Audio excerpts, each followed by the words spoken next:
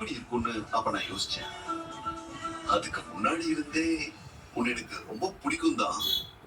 உன்னை கெட்டியா புடிச்சுக்கிட்டு விடவே கூடாதுன்னு தோணுது அந்த ஒரு சுச்சுவேஷன்ல தான்.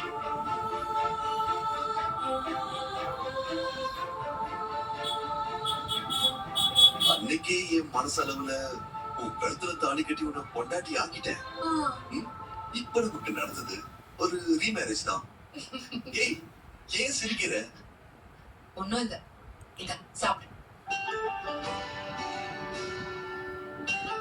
அப்புறம் இன்னொரு விஷயம். ம்? என்ன ஆ, நாளைக்கு உனக்கு ஒரு சர்ப்ரைஸ் இருக்கு.